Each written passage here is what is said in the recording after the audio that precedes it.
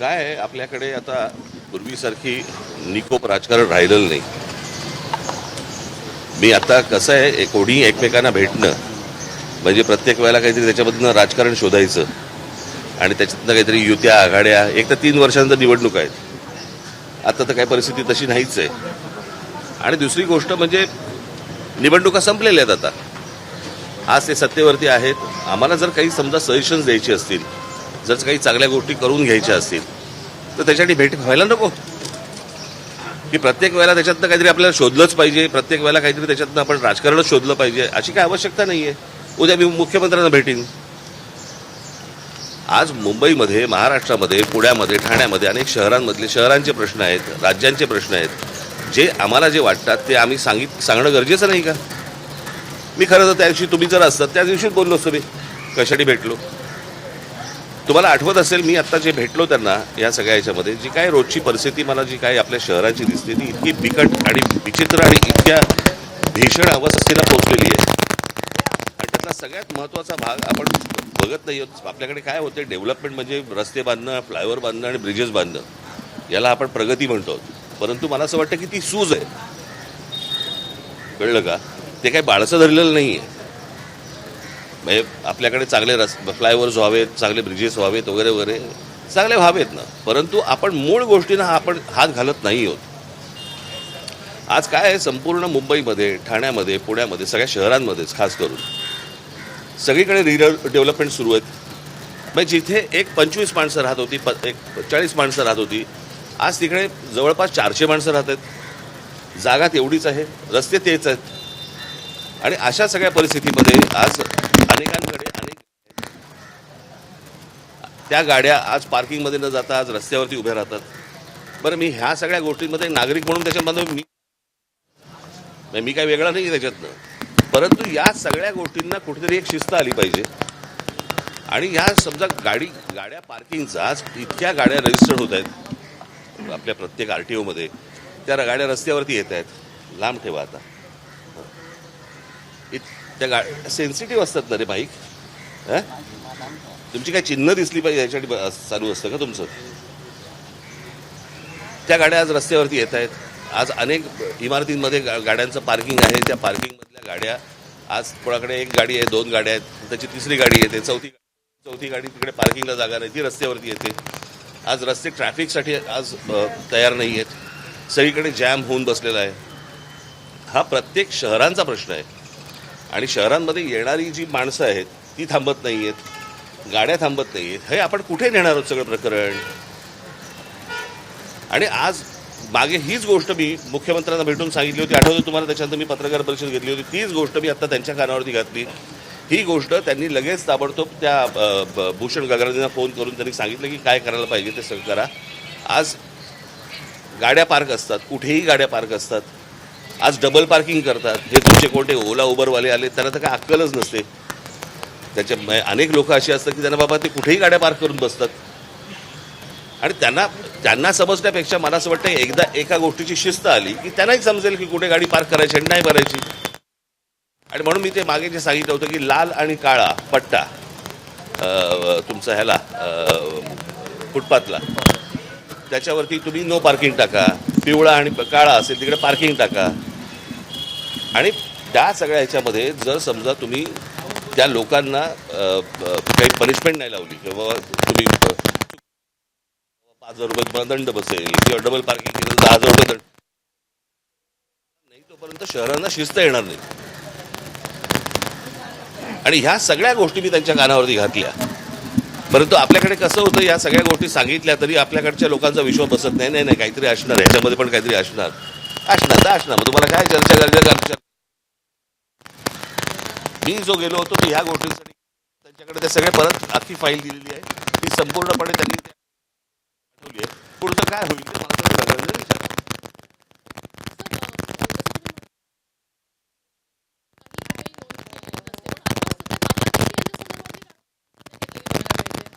प्रश्न असा आहे ना की या सगळ्या गोष्टींचा विचका झालेला आहे. आपल्याकडे कुंपणच शेत खात आहे.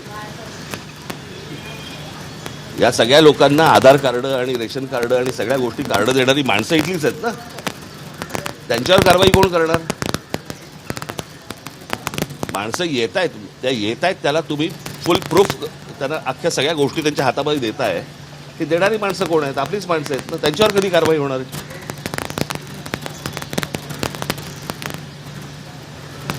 एक शहर आहे, त्या शहरामध्ये किती माणसं येऊ शकतात, किती माणसं राहू शकतात, त्याला काही आकार उकार देणार आहात की नाही आपण? कोणी उठायचं आणि कुठेही जायचं आणि कुठच्याही शहरामध्ये राहायला सुरुवात करायची, असं होऊ नाही शकत.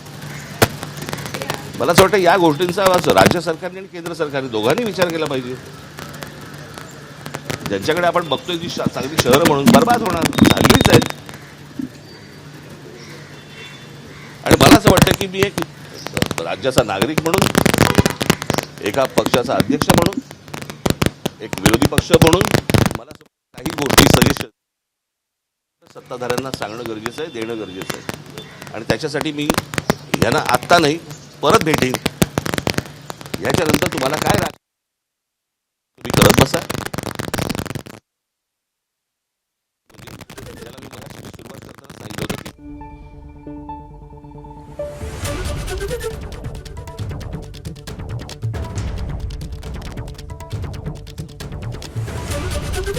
तर प्रत्येक भेटीत राजकारण आणू नका असं राज ठाकरे यांनी म्हटलेलं आहे. शहरात रिडेव्हलपमेंट सुरू आहे, रस्त्यावर अनधिकृत पार्किंग केलं जातं आणि पार्किंगच्या या प्रश्नासंदर्भात शिंदेशी चर्चा केल्याचं राज ठाकरे यांनी स्पष्ट केलं आहे. जाणार आहोत भिवंडीमध्ये, कारण वेगवेगळ्या राजकीय प्रतिक्रिया येतात. सगळ्या नेत्यांनी नेमके काय दावे केलेले आहेत या महापौर पदाच्या निवडणुकीच्या आधी आपण जाणून घेऊयात. शेट्टी सर आपल्या बरोबर आहे. शेट्टी सर, काय होणार नेमकं? बघा 10-15 मिनिट माहीत पडेल.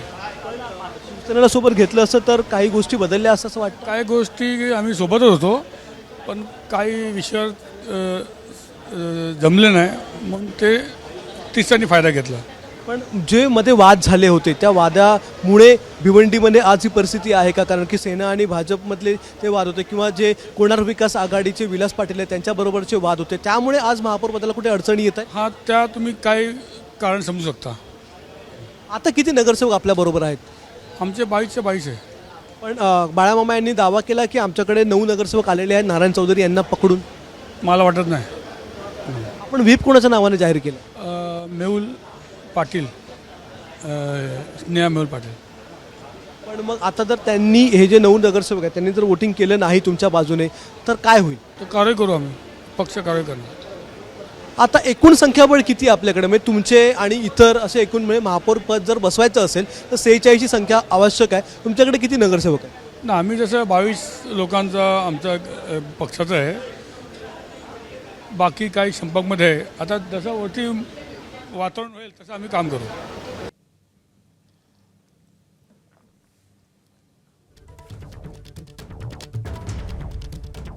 तर भिवंडीमध्ये आता महापौर पदाच्या निवडणुकीच्या प्रक्रियेला सुरुवात होते आहे. एका बाजूला या सगळ्या घडामोडी घडत असताना राज ठाकरे यांनी शिंदेंसोबतच्या भेटीवर प्रतिक्रिया दिलेली आहे.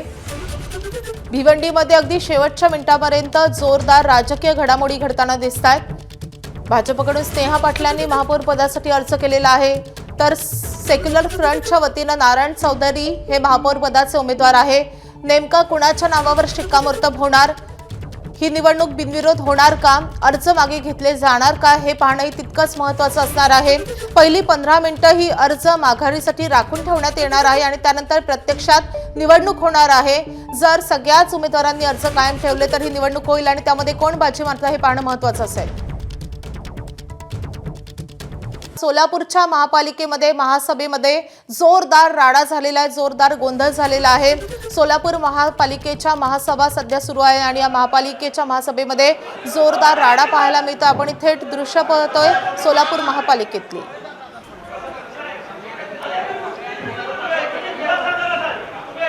प्रचंड गोंधळानंतर महापौर विनायक कोंडाल यांनी काही वेळ सभा तहकूब करण्याची घोषणाही केलेली होती. सोलापूर महापालिकेच्या सर्वसाधारण सभेमध्ये स्वीकृत सदस्यांच्या निवडीवरून भाजप आणि विरोधकांमध्ये हा गोंधळ पाहायला मिळतोय.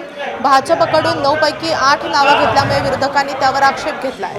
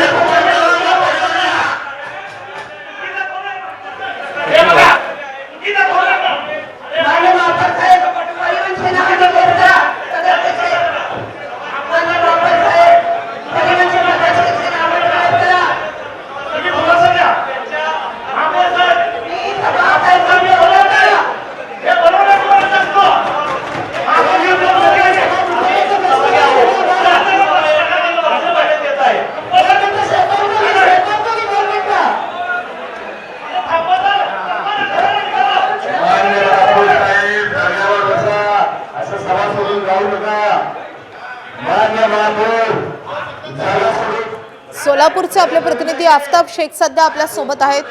आफताब, जोरदार राडा पाहायला मिळतोय या महासभेमध्ये, नेमकं कारण काय या गोंधळाचं? माझी खरं तर सोलापूर महानगरपालिकेची पहिली सर्वसाधारण सभा होती आणि पहिली सर्वसाधारण सभा प्रचंड गदारोळ आणि गोंधळानंतर तहकूब करण्याची वेळ जी नामुष्की जी आहे ती खरं तर भाजपवरती आलेली आहे. सोलापूर महानगरपालिकेच्या पहिल्या सभेमध्ये स्वीकृत सदस्य निवडायचे होते. पक्षीय बदलानुसार भाजपचे 9 सदस्य जे आहेत ते निवडणं महत्वाचं होतं. मात्र सभागृह नेत्यांनी 9 सदस्यांची नावं असं म्हणत 8 सदस्यांची नावं जी आहेत ती वाचलेली आहे आणि यावरच शिवसेनेच्या नेत्यांनी आक्षेप घेतला. विरोधकांनी आक्षेप घेतल्यानंतर नगर सचिवांनी जे आहेत ती केवळ 7च नावं जी आहेत ती त्यांच्या विषयपटलावर आल्याचं सांगितलं आणि यावरनं भाजप विरुद्ध शिवसेना आणि काँग्रेस यांच्यामध्ये मोठा वाद झाला आणि प्रचंड गदारोळानंतर विषय पत्रिकेवरील पूर्ण विषय संपण्याच्या आधीच सभा तहकूब करण्याची नामुष्की जी आहे ती भाजपवरती उडवलेली आणि पहिली सभा प्रचंड गोंधळामध्ये गाजल्याचं आपल्याला सोलापूरमध्ये पाहायला मिळतंय. माधवी. नक्कीच आफताब, जसं तू सांगतोयस त्याप्रमाणे पहिलीच महासभा ही वादळी ठरलेली आहे. सोलापूर महापालिकेच्या महासभेमधला हा प्रचंड गोंधळ समोर आलाय. धन्यवाद आफताब या सगळ्या सविस्तर माहितीसाठी. नाशिक महापालिकेच्या महासभेत सुधाकर बडगुजर आणि अपक्ष नगरसेवक मुकेश शहाणे यांच्यातील संघर्ष पुन्हा एकदा उफाळून आलाय. अपक्ष नगरसेवक मुकेश शहाणेंनी आपला प्रस्ताव दाखल करण्याची मागणी केली होती. मात्र महापौर हिमगौरी आडके यांनी सुधाकर बडगुजर यांना बोलण्याची संधी दिली आणि यावरून वादाला सुरुवात झाली. आमचा प्रस्ताव घ्या, नंतर दुसऱ्यांदा बोलण्याची संधी द्या, अन्यथा आंदोलन करण्याचा इशारा मुकेश शहाणेंनी दिलाय. मात्र मला बोलण्याची संधी दिल्यानं मी बोलणारच अशी भूमिका सुधाकर बडगुजर यांनी मांडल्यामुळे शाब्दिक वाद सुरू झाला.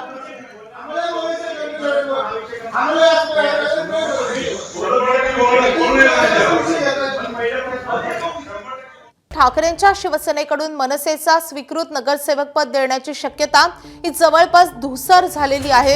यावरून ठाकरे बंधूंच्या युतीमध्ये अंतर येण्याची शक्यताही वर्तवली जाते. विशेष म्हणजे शिंदे आणि राज ठाकरेंची नुकतीच भेट झालेली होती आणि त्यानंतर ठाकरेंच्या शिवसेनेनं मनसेला स्वीकृत नगरसेवक पद न देण्याचा निर्णय घेतल्याची माहिती समजते. ठाकरेंची शिवसेना आपल्या कोट्यातील तिघांना स्वीकृत नगरसेवक पद देणार असल्याची माहिती आहे. ठाकरेंच्या शिवसेनेमध्ये स्वीकृत नगरसेवक पदासाठी 150च्या वर इच्छुकांची गर्दी आहे. त्यामुळे या पदावर कोणत्या तिघांना संधी मिळणार याचं आता लवकरच घोषणा होणार आहे. साईनाथ दुर्गे, अखिल चित्रे, माधुरी मांजरेकर, प्रमोद शिंदे, हेमंत दुधवडकर, कैलास पाठक, विजय कामठेकर असे अनेक इच्छुक सध्या ठाकरेंच्या शिवसेनेत आहेत. यापैकी कोणत्या 3 नावांची वर्णी आता स्वीकृत नगरसेवक पदी लागणार हे पाहणं महत्त्वाचं असेल.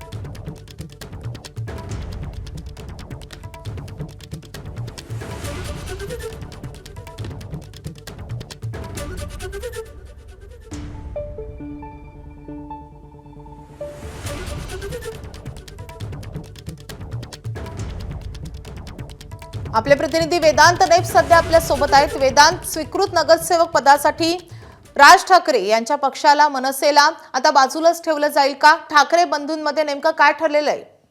ची माहिती आपण घेतली त्यामध्ये साधारणपणे 150 इच्छुक आहेत स्वीकृत नगरसेवकासाठी आणि 3 जागा ठाकरेच्या शिवसेनेच्या कोट्यात आहेत आणि त्या 3 पैकी 1 जागा मनसे पक्षाला द्यावी अशी मनसे नेत्यांची आग्रही भूमिका होती. मात्र ठाकरेच्या शिवसेनेच्या काही नेत्यांना आपण विचारलं, त्यांचं असं म्हणणं आहे की यावर कुठलीही चर्चा झाली नाही आणि इच्छुकांची संख्या अधिक असल्यामुळे ठाकरेंची शिवसेना 3 स्वीकृत नगरसेवक देणार आहे आणि त्यामध्ये काही नावं सुद्धा समोर येतात. मात्र आज उद्यामध्ये या नावाची निश्चिती होईल. त्यामुळे जो काही आग्रह केला जातोय मनसे नेत्यांकडनं की 1 स्वीकृत नगरसेवक मिळावा, ती कुठेतरी मागणी किंवा ती आग्रही भूमिका जी होती मनसेची ती बाजूला ठेवत ठाकरेंची शिवसेना 3 स्वीकृत नगरसेवक देणार हे जवळपास निश्चित होतंय आणि त्यामुळे कुठेतरी युतीमध्ये अंतर पडणार का या सगळ्या निर्णयामुळे याची चर्चा सध्या राजकीय चर्चा सुरू आहे. माझं नक्कीच आता या स्वीकृत नगरसेवक पदासाठी कुणाची वर्णी लागणार हे पाहणं तितकंच महत्त्वाचं असणार आहे. वेदांत, धन्यवाद या सगळ्या सविस्तर माहितीसाठी. भिवंडीमध्ये महापौर पदाची मतदानाची प्रक्रिया आता सुरू झालेली आहे. आता भिवंडीच्या महापौर पदावर कोण विराजमान होणार, कोणते नगरसेवक कुणाच्या पारड्यात त्यांचं मत टाकणार हे पाहणं महत्त्वाचं असणार आहे. भिवंडीच्या प्रत्यक्ष निवडणुकीला आता सुरुवात झालेली आहे. भिवंडीमध्ये अगदी शेवटच्या क्षणापर्यंत उत्सुकता ताणली गेलेली आहे. या मतदानाच्या प्रक्रियेला आता सुरुवात झालेली आहे. पीठासीन अधिकारी आता दाखल झालेले आहेत. 10 नामनिर्देशन अर्ज दाखल झालेले आहेत आणि त्यानंतर सर्व 10 उमेदवारी अर्ज हे वैध ठरलेले आहेत. नारायण चौधरी यांचे 2 अर्ज दाखल आहेत, ते सोडून 8 अर्ज दाखल झालेले आहेत. अशा रीतीनं भिवंडी महापालिकेत महापौर पदासाठी 10 अर्ज दाखल झालेले आहेत. सुरुवातीला उमेदवारी अर्ज मागे घेण्यासाठी 15 मिनिटं वेळ देण्यात आलेली होती, मात्र कुणाचाही अर्ज मागे घेण्यात आलेला नाहीये. त्यानंतर आता प्रत्यक्षात निवडणुकीच्या प्रक्रियेला सुरुवात होतीये.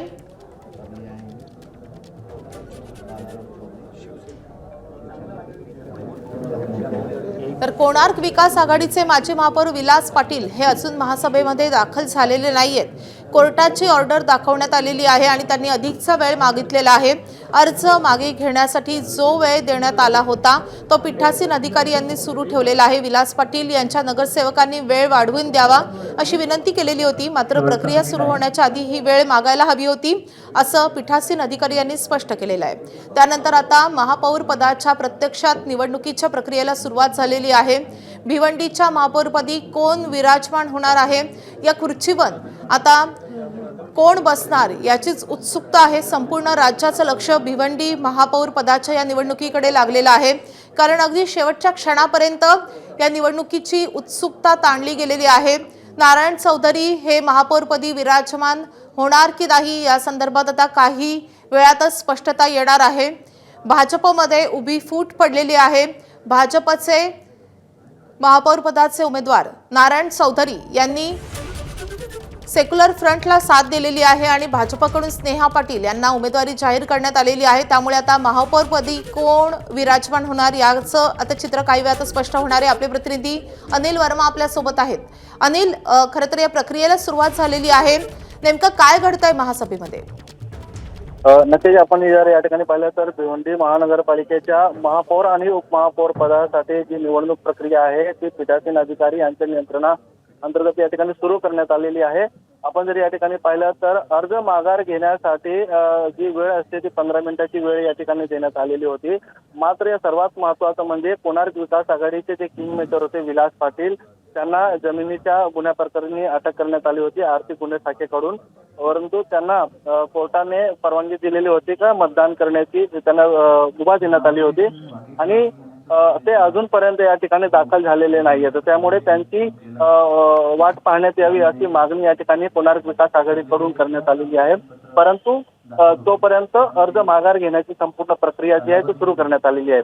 खरं म्हणजे आपण पाहिलं तर भाजपामध्ये मोठी फूट पडली आणि भाजपाचा जो उमेदवार होता त्यांच्या नारायण चौधरी यांना घेऊन या ठिकाणी काँग्रेस आणि राष्ट्रवादी एकत्र येऊन भिवंडी सेक्युलरच्या माध्यमातून महापौर करण्याचे या ठिकाणी व्हीप काढण्यात आले होते. संपूर्ण तयारी जी आहे तशी या ठिकाणी दिसून येते. त्यामुळे काँग्रेस, राष्ट्रवादी आणि भाजपचे फुटलेले बंडखोर जे नगरसेवक असतील त्यांना घेऊन या ठिकाणी सत्ता स्थापन करण्याचा संपूर्ण प्रयत्न जो या ठिकाणी दिसतोय.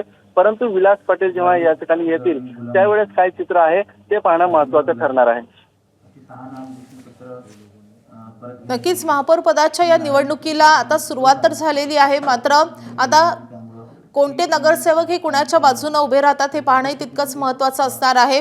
मात्र जसं तुम्ही सांगताय त्यानुसार आता विलास पाटील यांची जी काही मागणी होती, कोणार्क विकास आघाडीची जी मागणी होती ती फेटाळून लावण्यात आलेली आहे. आता प्रत्यक्ष निवडणुकीला सुरुवात झालेली आहे का, आणि आता निवडणुकीची प्रक्रिया कशी असणार आहे? प्रत्यक्ष निवडणुकीला या ठिकाणी सुरुवात झालेली आहे, कारण जावेद दळवी जे आहेत भिवंडी विकास आघाडीचे त्यांनी आपला अर्ज माघार घेतलेला आहे आणि नारायण चौधरी यांचं नाव जे आहे ते समोर येत आहे, कारण त्यांच्या नावावर शिक्कामोर्तब होण्याची शक्यता जास्त आहे. समाजवादी चे जे आहे नगरसेवक आहेत ते देखील या ठिकाणी उपस्थित आहेत, शिवसेनेचे नगरसेवक उपस्थित आहेत आणि काँग्रेसचे राष्ट्रवादीचे सर्व नगरसेवक या ठिकाणी उपस्थित आहेत. भिवंडी विकास आघाडीने फक्त वेळ मागितलेला होता, परंतु अजूनही ते दाखल झालेले नाहीयेत. त्यामुळे एकंदरीत जी काँग्रेसमध्ये जी नाराजी बोललं जात होतं की नाराजी मोठ्या प्रमाणात आहे, त्यामुळे मतदान करत असताना ही नाराजी दिसून येते का याकडे पाहणं महत्वाचं ठरणार आहे. परंतु एकंदरीत जे चित्र आपण पाहिलं तर नारायण चौधरी हे महापौर आणि तारिक मोमीन उपमहापौर पदी निवड होत असल्याचे या ठिकाणी जे चित्र आहे प्राथमिक दृष्ट्या ते दिसून येत आहे. नक्कीच अनिल, तुम्ही सोबतच राहा. आपण ही सगळी दृश्य महासभेतली दाखवतोय प्रेक्षकांना. महापौर पदाच्या निवडणुकीला सुरुवात झालेली आहे. 10 पैकी 6 जणांचे अर्ज हे मागे घेण्यात आल्याचं कळत आहे. एक महत्त्वाची अपडेट आता समोर येते. 6 महापौर पदाच्या उमेदवारांकडून अर्ज मागे घेण्यात आलेले आहेत. त्यामुळे 4 जणांचे अर्ज आता हे कायम आहेत.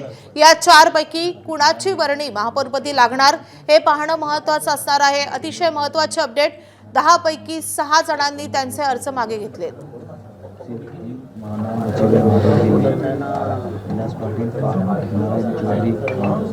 जी पात्र उमेदवार आहेत त्यामध्ये मतदान प्रक्रिया जी आहे त्याच्यामध्ये आडनावाचा वर्णानुक्रम आहे मराठी वर्णमाळा वापरून त्यामध्ये केलेलं आहे.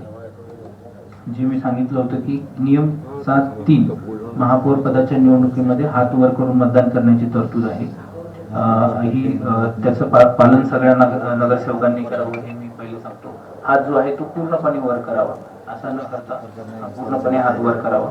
त्याच पद्धतीने व्हिडिओ शूटिंग केली जात आहे. तर त्याच्यामध्ये जिथे पूर्वी सांगितल्याप्रमाणे ओळख पटवण्याकरिता आपल्याकडे कर्मचारी येऊ शकतील. व्हिडिओग्राफीमध्ये देखील ते आपलं चित्रीकरण होईल. एकदा एका सदस्यांनी मत दिल्यानंतर तर त्याला मत देण्याची मुभा याच्यामध्ये नसेल. सर्वप्रथम जे वर्णानुक्रमे आहे श्री नारायण स्नेहा पाटील, नारायण चौधरी, विलास पाटील यांच्याकडून अर्ज कायम ठेवण्यात आलेले आहेत. भाजपकडून स्नेहा पाटील, सेक्युलर फ्रंटकडून नारायण चौधरी आणि कोणार्क विकास आघाडीकडून विलास पाटील यांचे अर्ज हे कायम ठेवण्यात आलेले आहेत. एकूण 4 अर्ज हे कायम राहिलेले आहेत. 6 जणांनी अर्ज मागे घेतलेले आहेत आणि त्यानंतर आता पीठासीन अधिकारी सगळ्या नगरसेवकांना ही प्रक्रिया समजावून सांगतायत की कशा रीतीने त्यांना मतदान करायचं आहे. हात वर करून या सगळ्या नगरसेवकांना मतदान पूर्ण करायचं आहे. आपण ही संपूर्ण प्रक्रिया पाहतोय, थेट दृश्य पाहतोय. भिवंडी महापालिकेतून आता मतदानाच्या प्रक्रियेला सुरुवात झालेली आहे. महापौर निवडीला सुरुवात झालेली आहे. आता नेमका कोण महापौर होणार याकडे सगळ्यांचं लक्ष आहे.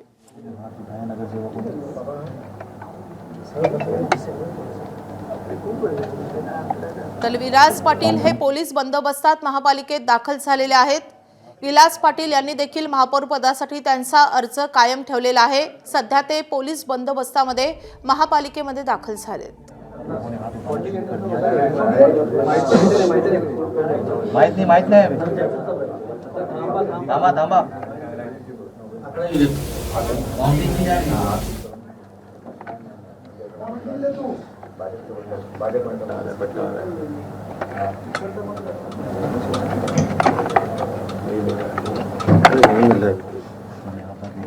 नारायण चौधरी पाटिल साठेकर की बातचीत होते हुए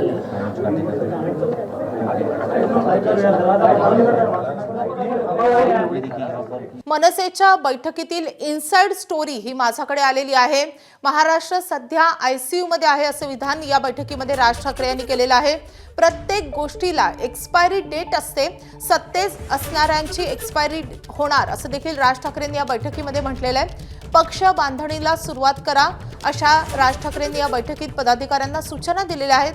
मराठी भाषा दिन जोरात साजरा करा असं देखील राज ठाकरेंनी या सगळ्या पदाधिकाऱ्यांना सांगितलेलं आहे. तर मनसेच्या बैठकीतील इनसाइड स्टोरी माझ्याकडे आलेली आहे.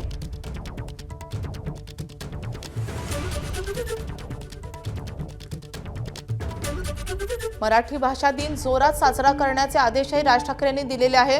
सत्तेत असणाऱ्यांची एक्सपायरी होणार असं देखील विधान राज ठाकरेंनी केलेलं आहे. आता निवडणुकांना 2 ते 3 वर्ष आहेत, त्यामुळे पक्ष बांधणीला सुरुवात करा असे निर्देशही राज ठाकरेंनी त्यांच्या सगळ्या पदाधिकाऱ्यांना दिलेले आहेत. नुकतीच मनसेची महत्त्वाची बैठक पार पडलेली आहे. मनसेचे राज्यभरातले महत्त्वाचे पदाधिकारी या बैठकीला उपस्थित होते आणि या बैठकीची इनसाइड स्टोरी आम्ही तुम्हाला सांगतोय. राज ठाकरे यांनी या बैठकीद्वारे सगळ्या पदाधिकाऱ्यांना मार्गदर्शन केलेलं आहे. आपले प्रतिनिधी अजय माने सध्या आपल्या सोबत आहेत. अजय, राज ठाकरेंनी नेमके काय आदेश दिलेले आहेत सगळ्या पदाधिकाऱ्यांना? आपण जर पाहिलं तर आजच्या बैठकीत राज ठाकरेंनी जे ते ग्रामीण भागातील सगळ्याच पदाधिकाऱ्यांना मार्गदर्शन केलं. यातील 2 महत्त्वाच्या गोष्टी आहेत. एक म्हणजे की यापुढे फक्त निवडणुकींवर लक्ष द्या. 3 वर्ष आहेत, निवडणुका नाही, त्यामुळे आता पक्ष बांधणीला, संघटना बांधणीला सुरुवात करा, हा पहिला मुद्दा. दुसरा मुद्दा जो आहे तो त्यांनी म्हटलेला आहे की प्रत्येक गोष्टीला एक्सपायरी डेट असते. सत्तेत असणाऱ्यांचीही एक्सपायरी होणार, कायमस्वरूपी कोणीच सत्तेत नसते, असा सुद्धा सूर जो आहे तो या राज ठाकरेंच्या आजच्या बैठकीत होता. आणि त्याच्यानंतर मग मराठी भाषेचा दिन असो आणि पक्षाला 20 वर्ष जे ते 9 मार्चला पूर्ण होतं ते, आणि त्यामुळे 19 मार्चला शिवतीर्थावर गुढीपाडवा मेळावा साजरा केला जाणार आहे. त्या अनुषंगाने तयारी करा. या 3 महत्त्वाच्या गोष्टी आहेत. पण आजच्या बैठकीत संपूर्णतः सूर जो आहे तो पक्ष बांधणी आणि आगामी काळात म्हणजे 3 ते 3.5 4 वर्षानंतर होणाऱ्या निवडणुकीपूर्वी आपलं नियोजन, आयोजन आणि संघटनात्मक उभारणी जी आहे ती करण्यासाठीचं मार्गदर्शन जे ते आज राज ठाकरे यांनी केलेलं आपल्याला पाहायला मिळतं. माधवी, धन्यवाद अजय या सगळ्या सविस्तर माहितीसाठी.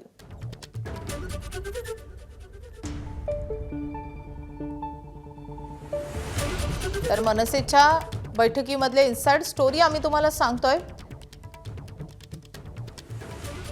प्रत्येक गोष्टीला एक्सपायरी डेट असते. सत्तेत असणाऱ्यांची एक्सपायरी होणार, कायमस्वरूपी काहीही नसतं, असं महत्त्वाचं विधान राज ठाकरेंनी या निवडणुकीनंतर केलेलं आहे. यापुढे फक्त निवडणुकांवर लक्ष द्या. 3 वर्ष निवडणुका नाहीत, त्यामुळे आता पक्ष बांधणीला सुरुवात करा अशा सूचनाही राज ठाकरेंनी या बैठकीमध्ये दिल्या आहेत. 19 मार्चला शिवतीर्थावर सभाही होणार आहे. या संदर्भातही राज ठाकरेंनी सगळ्या पदाधिकाऱ्यांना निर्देश दिले आहेत. परभणीत शक्तीपीठ महामार्गाला शेतकऱ्यांचा विरोध कायम आहे. जीव गेला तरीही चालेल, पण आम्ही अधिकाऱ्यांना जमीन मोजू देणार नाही असा पवित्रा इथल्या शेतकऱ्यांनी घेतलेला आहे. परभणीतल्या सहजपूर, जवळा, आमडापूर आणि कोठाळा जमिनीच्या मोजणीला आता विरोध केला जातोय. शक्तीपीठ महामार्गाच्या विरोधात शेतकऱ्यांनी आंदोलन केलेलं आहे. मोठ्या प्रमाणात पोलीस बंदोबस्त तैनात ठेवण्यात आलेला आहे. मात्र जमिनीच्या मोजणीला शेतकऱ्यांनी ठाम विरोध केलेला आहे. शक्तीपीठ महामार्गासाठी जमीन अधिग्रहणासाठी जमीन मोजणीचं काम सुरू केलं जात आहे. मात्र शेतकऱ्यांनी त्याला ठाम विरोध केलेला आहे, आंदोलन केलेलं आहे. मोठा पोलीस बंदोबस्तही तैनात करण्यात आलेला आहे.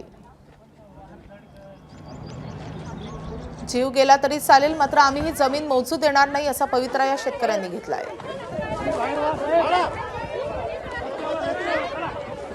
महाराष्ट्र शासनाचा जाहीर निषेध करतो. कारण आमचे अल्पभूधारक जेवढी जी शेती चालली आज शक्तीपीठामध्ये, समजा अल्पभूधारक शेतकरी कोणाला काही जास्त नाही, 1.5 एकर 2 एकर 3 एकरच्या वर, ह्याच्यामध्ये 300 400 फूट जर रस्ता असल्यावर शेतकरी पूर्ण देशोधडीला चाललाय, बेघर चाललाय. शिक्षण काय करायचं, शासन देऊन पैसे किती देणार आहे? तुम्ही आम्हाला 10 कोटी दिली तरी जमीन येणार आहे. आमच्या गावात शक्तीपीठ गेलाच नाही पाहिजे. जर गेला तर आम्ही काय खायचं, आमच्या भावांनी काय घ्यायचं? जर नाही गेला तर बाय चान्स जर शिकवायचं कशावर? आम्हाला हा शक्तीपीठ महामार्ग होऊ द्यायचा नाही. आमचा जीव गेला तरी हरकत नाही. आमच्या लेकरा बाळांना आता काय खायचं शेत गेल्यावर सगळं. एबीपी माझा, उघडा डोळे बघा नीट.